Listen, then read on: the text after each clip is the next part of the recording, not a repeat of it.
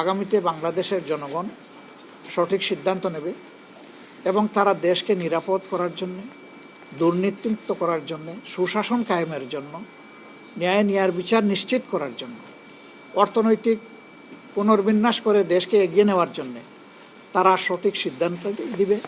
জনগণের উপর আমাদের 100% আস্থা আছে। আমাদের আস্থার সামান্য কোনো ঘাটতি নেই। শুধু আমাদের দাবি চাহিদা নির্বাচনটা সুষ্ঠু হোক, ভোটাররা নির্বিঘ্নে গিয়ে তার ভোটটা সে নিজেই দিক, ভোট দেওয়ার পরে তার ভোটের রিফ্লেকশনটা ফলাফলে উঠে আসুক।